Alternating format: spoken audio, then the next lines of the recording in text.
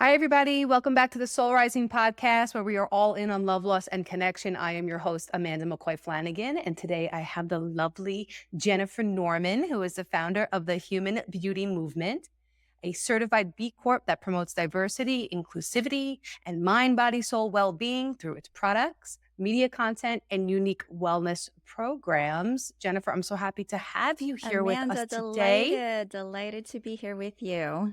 I love the name of this podcast, Soul Rising. Yeah. Yes. I just say yes to that. I love it too. Thanks. So why don't you tell us a little bit more about what you do, what the human beauty movement is, and then the other things. I know you have a skincare company, you host your podcast, you're an author, you do so much for the world. So can you just Yeah, I please tell just us a don't little bit like more? to be bored. About 5 years ago, Hmm. I founded the Human Beauty Movement, and that was after being in the traditional beauty industry for about 25 years. And I had my own soul awakening. It was pre-pandemic, but I had gone through a series of just life events that brought me to thinking that I wasn't living my life as I wanted to. And I really did the work. I mean, it took a long time, but I did the work to figure things out and then ultimately find myself. It was like this long, long journey back to myself. And I said, you know what? I think that there are a lot of people out there that are probably in a similar situation. They've either gone through trauma or some sort of loss or just have been influenced by so much out in the world that they don't really know who they are. And so the human beauty movement is really all about getting back to that beauty that is within yourself, in your soul. So it's very appropriate that I'm on here with you, Soul Rising, and really just looking at the Hmm. beauty from within rather than thinking about external beauty, which is really it's fun and it's nice, but it's not the be all end all. The real important, meaty stuff I feel is really found within us. And it's really just so, so profound once you are able to tap into that and then start living the life that you really want from within rather than other people. And so, yeah, the human beauty movement is not about a feminist movement. It's really, I say I'm not a feminist, I'm a humanist. I'm really all about no matter what your race, your gender, your color, your creed, your age, your size, you are beautiful, you have beauty. It doesn't matter that you've come from any kind of background. It's really all about just starting where you are and taking those steps to really contemplate your life and how you can make tomorrow better than yesterday. And so, yeah, the human beauty movement has been great. It's been we do wellness programs. I am also the host of the Human Beauty Movement podcast, which you have delightfully been my guest on recently. Yeah, yeah. Yes, thank And you. I also do have a product line called Humanist Beauty, which is all about very mindful, regenerative skincare. And because I am also the mom of a disabled boy, I was inspired to start helping kids young learn all about diversity and inclusivity and just friendship and appreciation. So I write these wonderful children's books with the help of my son's nurses, believe it or not. They also co write and illustrate the books.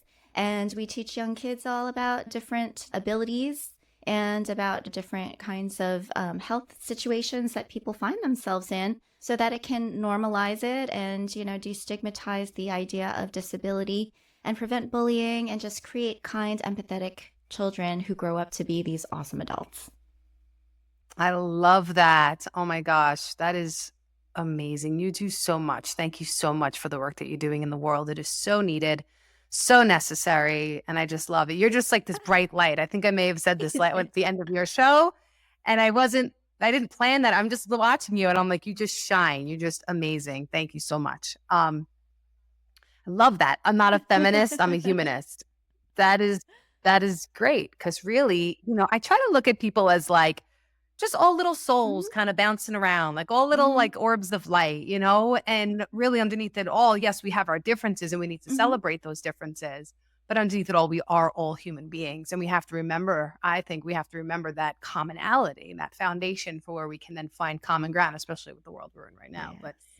um, so you said you did the work. So what did that I do have Yeah. other things I want to ask you about, but before I go into that, I want to ask you, what did that work Oh, look like yeah. for you? If you could help my viewers understand if they are looking for some Hmm. kind of healing, mind, body, soul? What does that look like for Absolutely. I'll you? start with just telling you a little bit. I won't go into too much detail because I don't like to dwell on Mhm. a lot of the negative space, but sometimes it helps to just ground Sure. in the situation. When I was 2 years old, I was adopted. I was actually an abandoned baby, and I was adopted into a white family.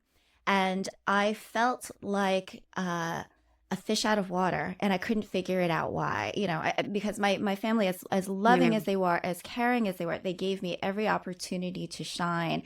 But it was really something that I just felt from within, like I don't feel like I fit in. I don't know my place in this world. And so I felt that I was almost trying to put on a facade, trying to be like other people and take cues from others, and not really, figuring myself out at a young age.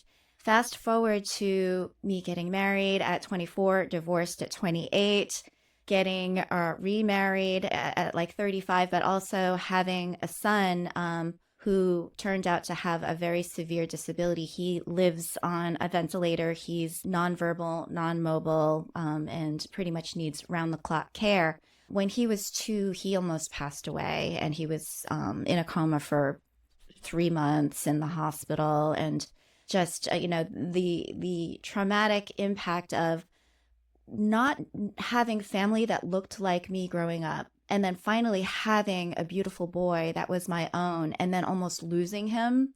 It felt like just a life mm. crisis in so many levels that it was just hard to Oh, comprehend. yeah. And so that was extremely, extremely traumatic. And simultaneously, I found out that my then husband was cheating on me. So it was like, just like a lot of different compounded things Mm, happening, and it really caused me to, look up at God and say, why? What did I do to deserve this? And I was victimizing myself. I felt like, what did I do? Like, was I a bad person? I just kept on trying to find out, like, what was it that was attracting all this negativity to me? I couldn't figure it out. And then ultimately, after a period of time going through depression, part of the healing journey to me had to be medicine. And so I do not stigmatize medicine at all. I feel like it is groundbreaking when it works, and when you get the right medicine to mhm. help lift you out of a place of depression. But then afterwards, I it took a while, but I made a very deliberate choice. It was almost like I came to a crossroads, and I said to myself, you know what? I can live in hate. I can live in just trying to make my life vengeful, or angry, or woe is me. I can make my life bitter, or I can make my life better. And I choose to make it better. And from then on, I said, like, every single time I feel myself getting into a place where, I'm constricted, or I feel like lashing out, I'm able to take a pause and say, you know what, I'm going to be better about this. And so every single Mhm, mhm. moment and that's probably one of my biggest ways that I have been able to start on that healing journey, is to say, you know what, it's not about them. It's not about the situation. Situations happen, accidents happen, life happens, things happen. But how you react to it is everything. What it means to you and how you make meaning out of what happened can either crush you and make your soul really, really dark, or you can see the light in it. You can see the gift in it. You can start to see how it's helping to build resilience, get you stronger, teach you these life lessons so that you can come on a podcast and help other people. Yeah, that's amazing. I believe the same thing.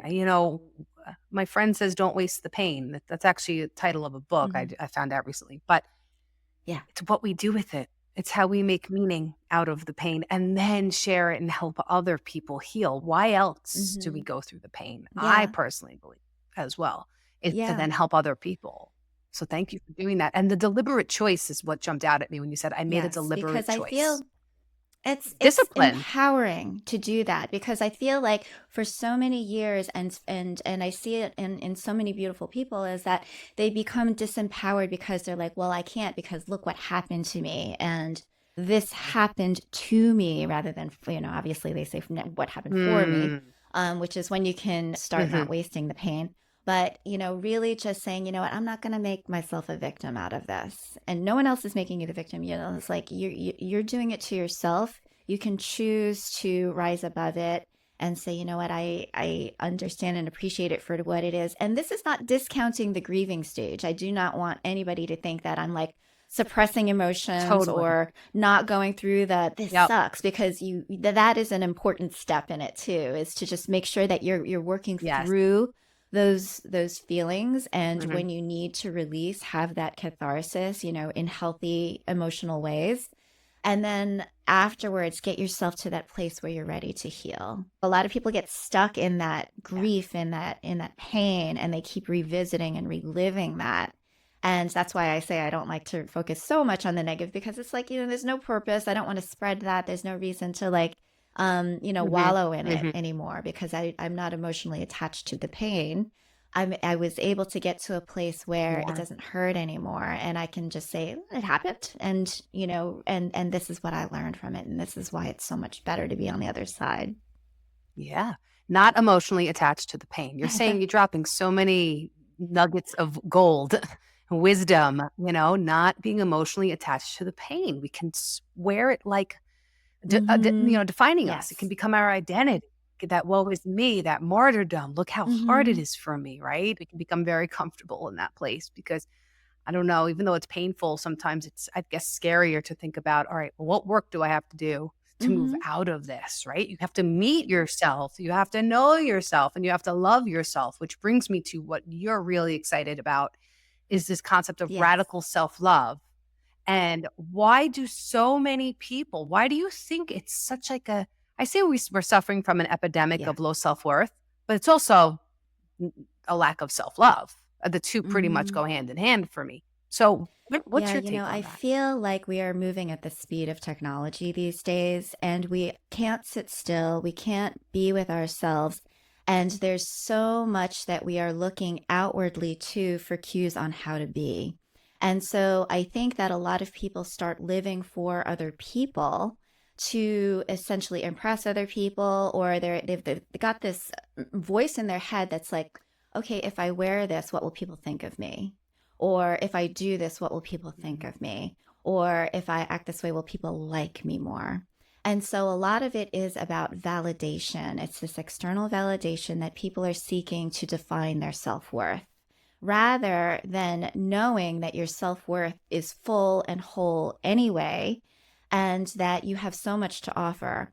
When we are faced with media that is always telling you about what your flaws are, you're too fat, you're too thin, you're too tall, you're too short, you're too this, you're too that, like the word too, if we can just remove the word too from our vocabulary, the word Mm, too has so mhm, much judgment attached to it, and we don't even realize it. Even when we say, I'm too tired, mm, it's like, versus what, or I'm mm. too busy. Why don't you just say, I'm busy? It's like, wouldn't it be empowered rather than saying, like, Yep. oh, I'm too busy? Like, it feels like you are victimizing yourself, even with that small little word too. So just like things like that, where Yes. it's very insidious and it seeps in, where we don't love ourselves for who and how we are, and live from our authentic joy and bliss. Rather, we're so worried about what other people are going to think of us that we start to people please, we start to martyr ourselves. And then what happens? We get depleted, we get resentful. There's problems because the energy that we're exuding is not strong. It's really just based on a veneer. And so that's why I think that these Mm, days there's like this epidemic of low self worth, of loneliness, of feeling lonely because we don't know how to just be by ourselves and be joyous and just, be on our own. We have to have mhm, people around, we have to have stimulation, we have to scroll social media. And that feels productive, that feels constructive. It feels like we're busy, and mm, that is validating so many things about our quote unquote self worth to ourselves. But I say, you know what? Let's rethink that. Let's reframe this. Let's really get back to the fact that no one is perfect. We all realize that we can strive for excellence in our lives, which is very different than striving for perfectionism. Excellence is every single day you're doing Yes. something a little bit better. You're improving your skills. You're doing those reps. You're getting better. You're getting healthier. And I think that, that's the be all end all too, is like, are you doing things that are contributing to your long term health? Are you doing things that are contributing to your Hmm. long term wellness?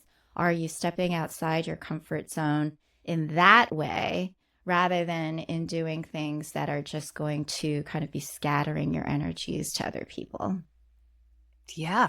And I believe when you talk about the distraction and taking us away from our true selves, it's really in silence or being alone and stillness. For me, it was out in Mm-hmm. nature by myself, taking a bunch of hikes and finding I was, suffering and I was going through a tough time. And I really found myself in that aloneness. I did not find myself scrolling through my phone. I did not find myself checking Yeah. emails. I didn't find myself in all of these other ways. Yes, I guess communicating with other people, interacting, therapy, stuff like that helps because people are a reflection also of the good parts of me and the parts that I would like to work on or whatever. But um it really was when I was by myself is when I truly met myself and loved myself because I also Yes. met spirit. I met spirit in nature. I met God, Yep. source, whatever you want to call it, that light, that abundant light, that is where that radical self-love, that radical self-compassion, that radical self-worth um, comes in, and the radical Mm-hmm. Yeah. self-acceptance, right? So we have to accept ourselves just the way we are. But does that mean that we can just kind of write it off, like maybe these not so lovely qualities, like, oh well, that's just Yeah. me, right? Yeah. What do you think about that? Yeah, I love that you were getting back to nature. And yeah, nature is such a teacher. And I think that you're exactly right, is that, self love and self acceptance are different things. Self love is, just really learning to appreciate and enjoy all of those aspects of your soul and know that your higher self is there guiding you and loving you and showing you the way. And you can find that with meditation. You can find that in nature. There is so much Mhm, in grounding and really getting your toes on mhm, the grass and learning from this beauty that is around us. When we talk about radical self-acceptance, it's interesting because I think we went through a whole phase recently, having just stepped out of the beauty industry and talking about body positivity and the body positivity movement. And people are like, well, that means that I can accept myself the way that I am, even if, you're obese and things like that. And yes, it's true. You can accept the fact that you are here in this beautiful body that you have, but that doesn't mean that you can't improve. That doesn't mean that you can't get healthier. That doesn't mean that you can't evolve. We are here put on this earth to grow and to evolve and to become the best of ourselves that we can. And so, what was happening with the body positivity movement is that people were like, you know what, this is me. I'm just going to keep myself the way that I am. Or, and it's not necessarily just physical. It's just like, this is my personality. I'm just loud and obnoxious, and that's just the way that I am. And I'm just going to accept that. There is an opportunity for us to realize that yes, that is you at this point, and you are beautiful. Is that your best self? Is that the way that you want to be showing up in the world in order to really shine your own authentic light forward? Is this the way that you think that you can continue learning and growing? Otherwise, you get into this static, stagnant kind of place in the world. And and there's no additional expansion or learning, and we're here to expand the universe. So I would say that, yes, find your center. Know, yeah, this is where I am right now, and then start where you are. Don't try to go leaps and bounds. And one of the things like yo-yo diets and all, like you're like trying to do something too dramatic, or mhm, saying, you know what, there's no hope for me. I'm just the way that I am, and this is it, mhm, and that's that. And so everybody's going to have to deal with it. There's amount of respect that you give yourself mm, that showcases to other people. And so the way that you do treat mhm. others is kind of the way that you treat yourself too.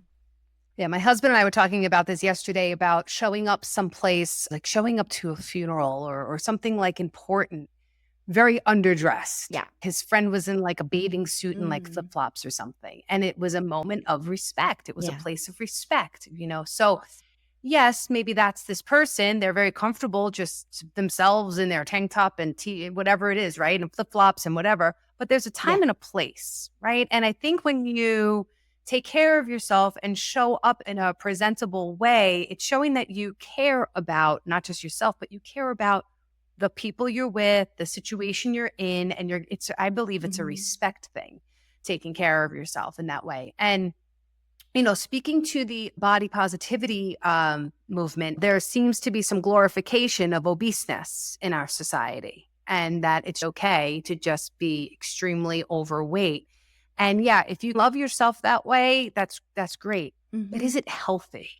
What comes along with Hmm. that? Diabetes, high blood pressure, heart attacks, death, like way before your time. You could live a lot longer, and you could uh, be more free and enjoy your life maybe a little bit more if you were a healthier weight. I'm not Yeah. saying skinny. I mean, I'm not skinny, but I feel like I'm Yeah. healthy. So whatever healthy means to you, but my blood work is good, stuff like that. So I think it could be dangerous to be putting this image out to people that it's okay to be extremely Hmm. obese, Yeah, in there my are a lot opinion. of reasons that I go don't know. into overeating, obesity, pre-existing situations and Sure. health issues or some sort of imbalances in the body. We are not vilifying obesity at all. We're just saying like there's usually some underlying emotional reason or something going on Yes. that causes the inflammation or the fat to store and the need to consume in that manner. And so investigating it is probably the first step that I would invite people to do, and also say, hey, we want you around, we love you, we want you around, we want you to be as Yes. healthy as you can. And it's not criticizing, it's just saying we want people to be healthy and well and feeling as physically able to do what they can in the bodies that they were given. And I say that with respect, knowing my son, as I was mentioning, is non-mobile, non-verbal. He's, he cannot move.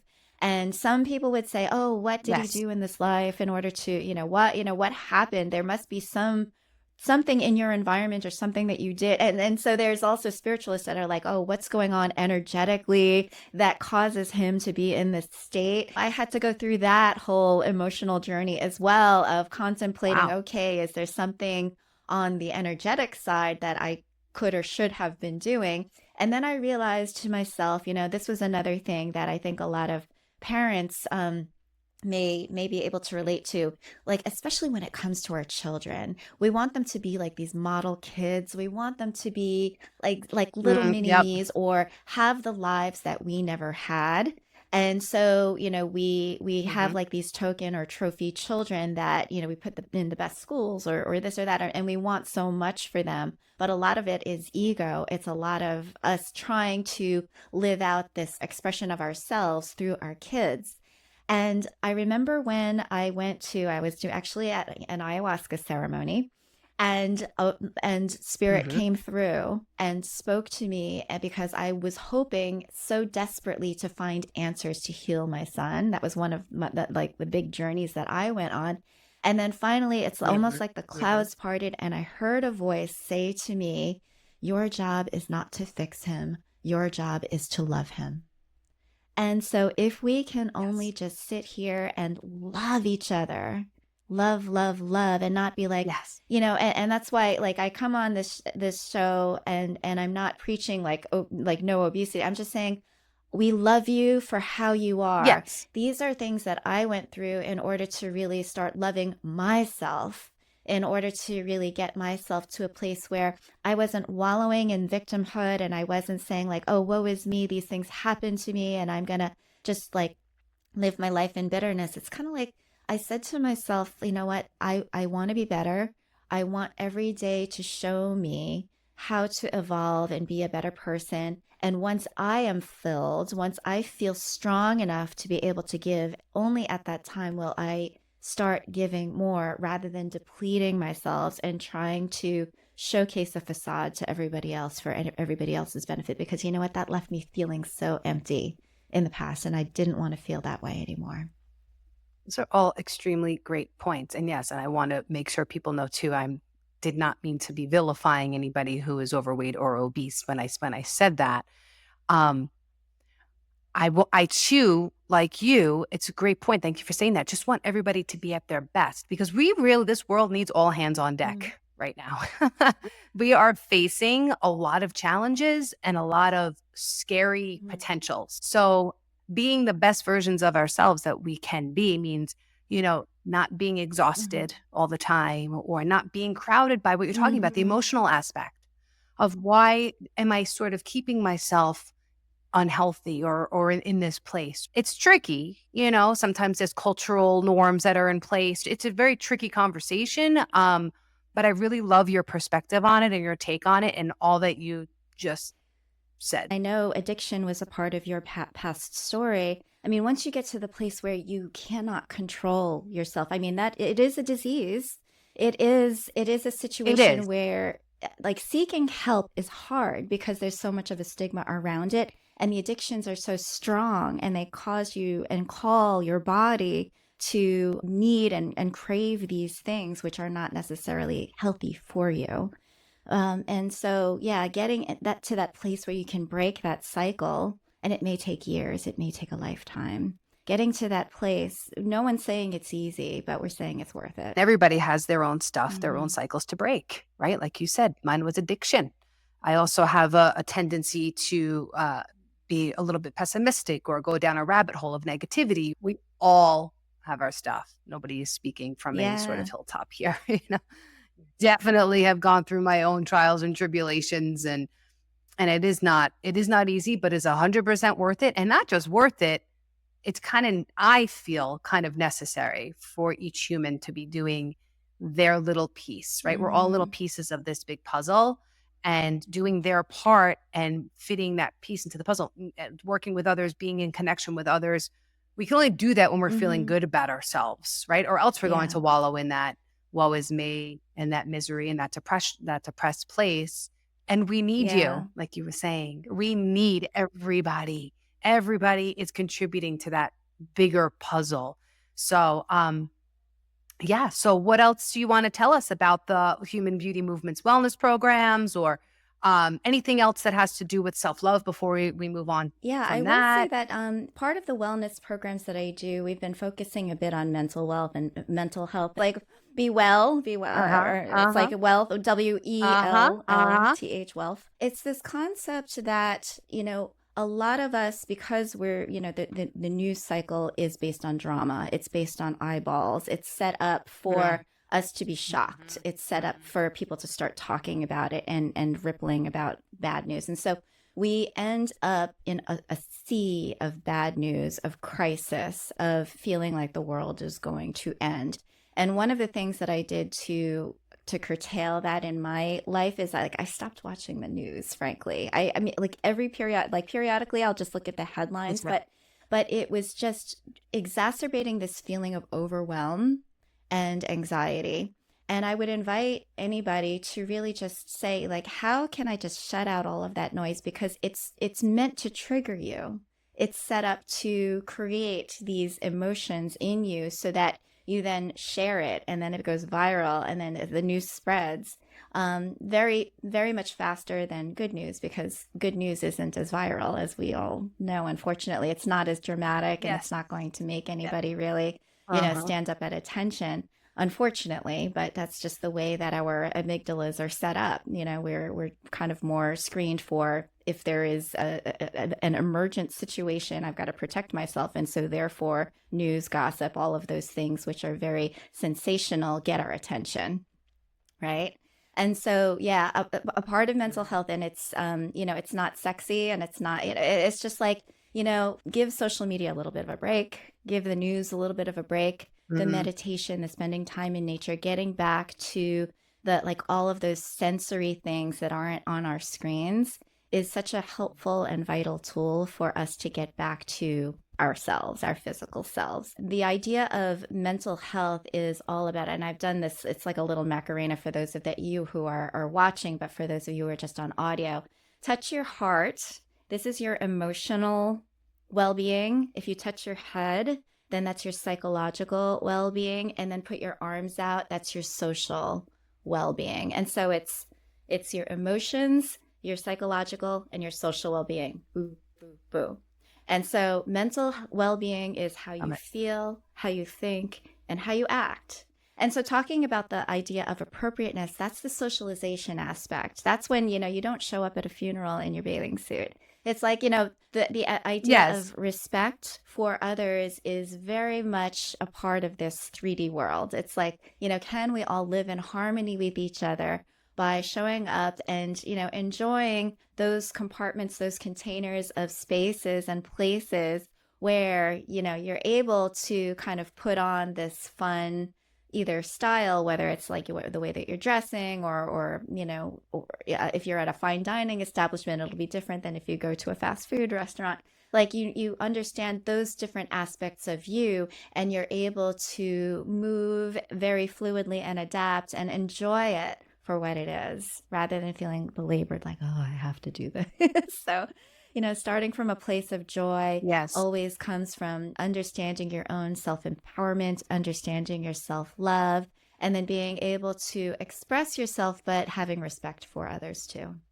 That's really another like fine line in terms of like, well, I am me and I feel comfortable in my own skin and I don't have to put anything on to present to the world a certain way. It's just who I am. So I feel like there could be that Mm-hmm. insinuation or there could be that idea that like maybe I don't have to get dressed up for something because I'm just showing up as my true self. This is Mm-hmm. just who I am. So I think it's, situational, situation by situation and judging the situation and saying, okay, well, this is who I am, but I also want to have respect for the people that I'm around. And that's also Mm-hmm. who I want to be. I also want to be a Yeah. respectful human being so that I can live in harmony and partnership with Yeah. my fellow humans, right? Because if people aren't feeling Mm-hmm. respected Exactly. or feeling like you care or whatever, they're just gonna pull away. And then that connection that is Yeah. so important right now is just not going to happen, which is why we were saying like we need Yeah. everybody in on this human beauty And that's the beauty movement of the as well. balance. It really is the beauty of the balance of being able to love yourself and respect others, love and know yourself and show up in the world in ways that are harmonious with others. Understanding that your Mhm, point of view mhm. isn't the be all end all, being able to listen and be open to the beauty and the information and the knowledge that other people have as well. And that's the way that we can get along better. We're never all going to 100% agree, as we know. And nor shouldn't, yeah, And we shouldn't, and we and nor shouldn't. should we, Yeah. because the friction is also how the universe expands too.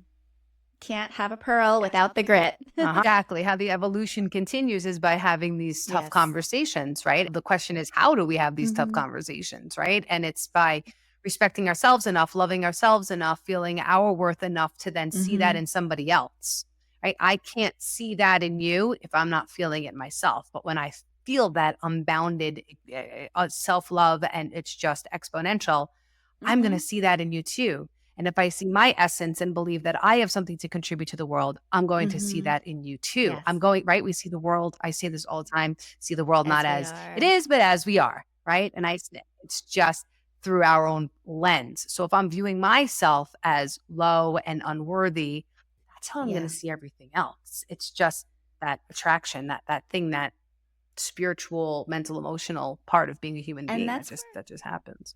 That's where we get to that radical self awareness, because a lot of people don't have a really good sense of who they are and how they are, and recognizing when we are acting or reacting through pain or annoyance or lower energy Mhm, vibrations, or when we are mhm, at our mhm. best balanced selves and are showing up in our true selves, and being able to say, you know what, I need a timeout, or, I'm not going to have this conversation right now. I really think it would be better if we waited until I could just like simmer down, because nothing is good as, if somebody says something bad to you, like Yes. the knee jerk reaction is always like to get back.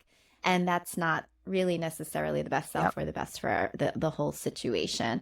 And so, yeah, the self awareness to say, okay, I need to just take that really, I say the power is in the pause. Take that pause and be able to say, okay, this is not my best self. I really want to be my best self today. It's having that emotional maturity, I think is what Mm-hmm. you're kind of describing. Being able to say this is not, and not forcing yourself, not shaming and forcing and saying, well, I should be able to show up this way. Sometimes we Mm-hmm. just can't. Mm-hmm. And that's okay, because those moments are eventually going to teach you Mm-hmm. something about yourself. You walk away, you simmer down, you settle down, you say, why was I so upset? Why did that person trigger me like that? Mm-hmm. What was that about? Right. So it's so necessary to not just remove ourselves, but then Yes, self-reflect and say, why did that bother exactly. me so much? Because it's really not what the other person said. It's something that is in Exactly. within you that got triggered. It bothered you, it brought something up. It was a memory, or it was a feeling, or it was something you saw in them that you don't Mm-hmm. like about yourself Mm-hmm. very often. Right. In recovery, we say one finger is pointing out and three Yeah. are pointing back. So you're blaming somebody, but there's three others pointing at you. So yeah, taking that time to just really kind of honor where you're at. We're all not going to be our best selves 24/7, Yeah. like you're saying, Yeah. And right? Like, even when it comes down to just the way that I uh-huh. treat myself, right? Like, if I want to eat healthy and then one night I'm eating a gallon of ice cream, I have to say to myself, what's Yeah. going on? That is the important part here. That is what I try to drive home in a lot of my shows and the work that I do, is the importance of being really, truly, rigorously Yeah. honest with ourselves and saying, Yeah. what is motivating me to either show up in this way, or to say these words, or to Mm-hmm. eat this thing, or to whatever it is, to not exercise or to not meditate 3 days in a row, right? When those things happen to me, I have to say, what's going on that's making me avoid myself, Mm-hmm. really? That avoidance. And that's why the distraction Yeah. works so well. Avoidance. Because we don't want to look, but it's pretty dire Mm-hmm. at this point that we need to do that.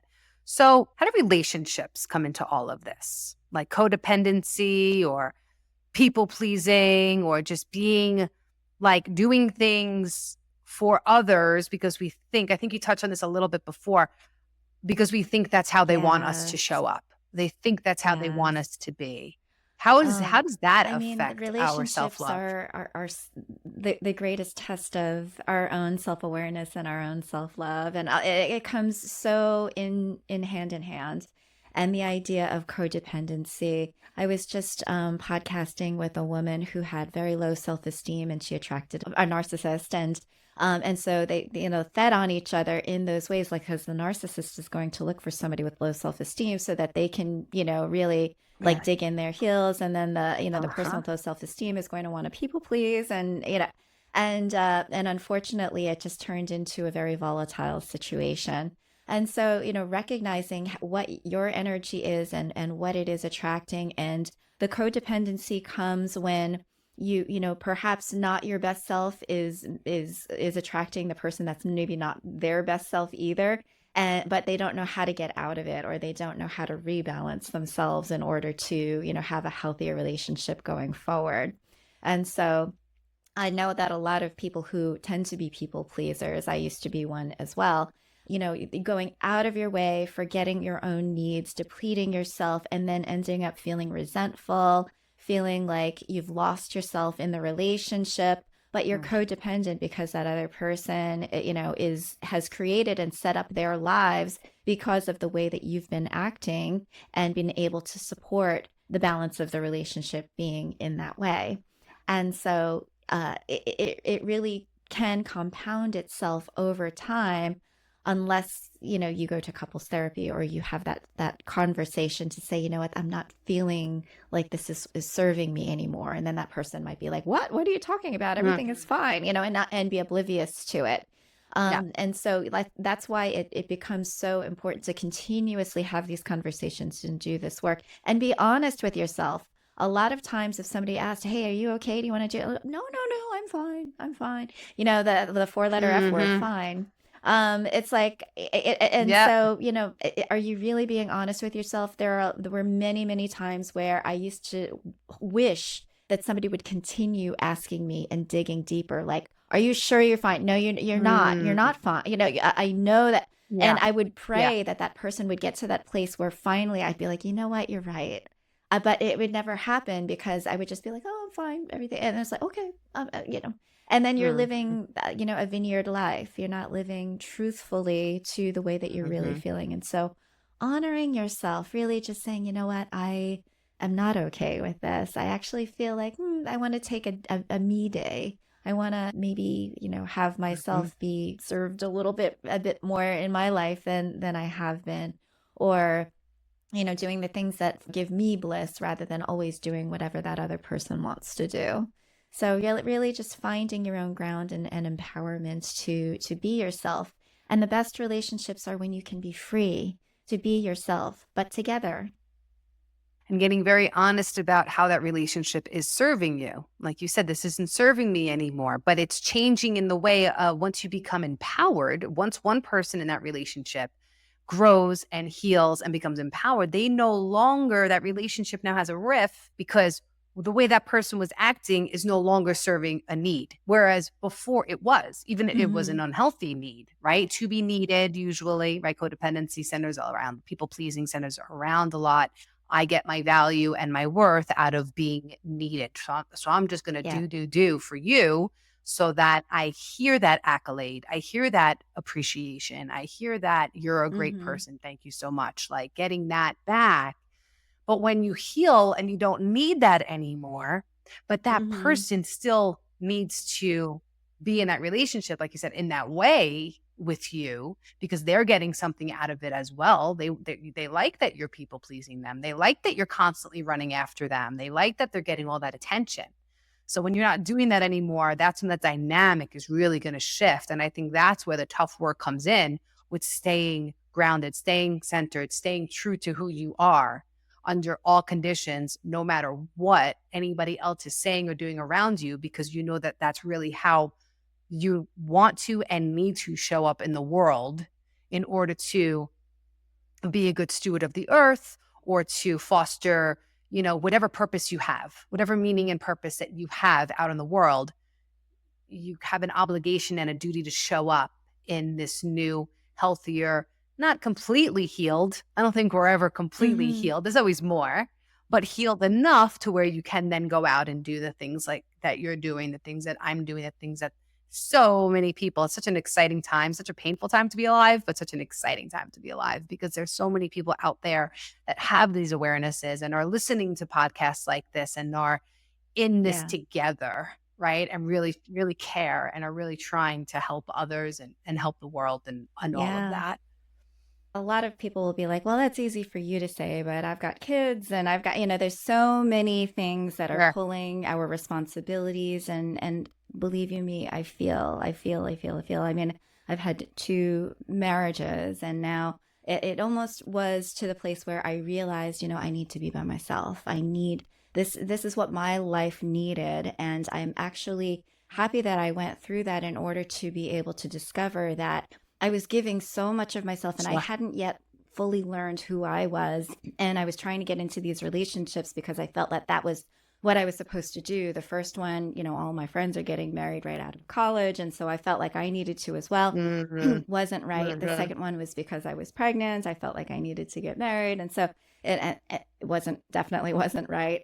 And ultimately, it was Hmm. only until I was able to take that time by myself and really just learn about myself. It's not as easy when you're in a marriage with children with a busy life, quote unquote busy life, Yeah. Yeah. and all of that. So Hmm. I'm not saying that this is easy work at all. It's not. If it was, Yeah. everybody would be doing it, and we would not. The world would not be in our country specifically in the peril that it Exactly. is.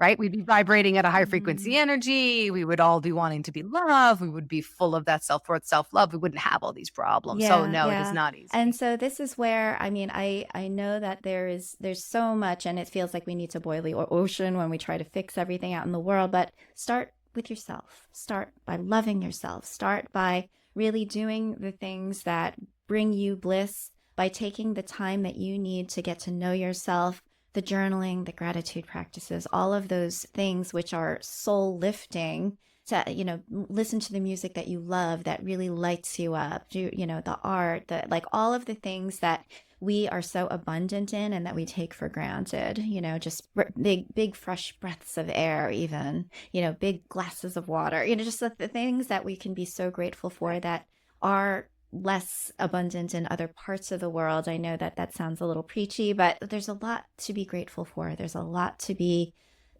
happy about. And we can start by letting that, little tiny pilot light just start, blossoming and blooming and getting stronger and stronger and stronger within us. And so, we are at our best more of the times, more of the days, more hours of the day than not.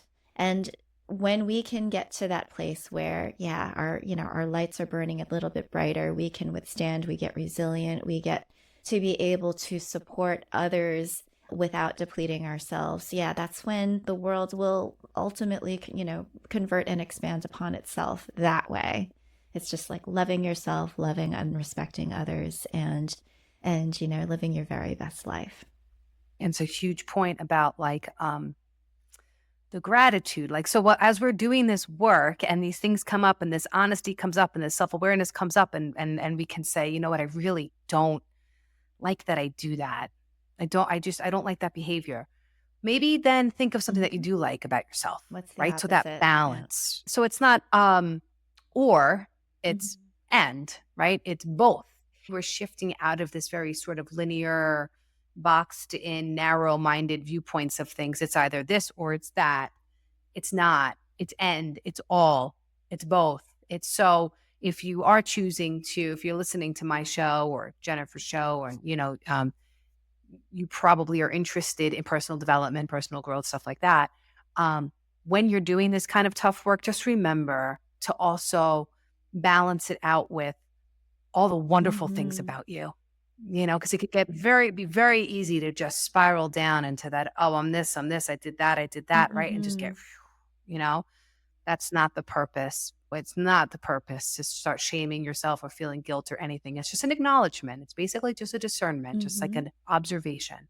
This is who I am, not get so sucked down into it and say, but I also have these great Mhm. attributes about me that I love, right? So try to keep both in mind if you're going to be Mhm. doing work like this. Absolutely. Absolutely. So much to offer.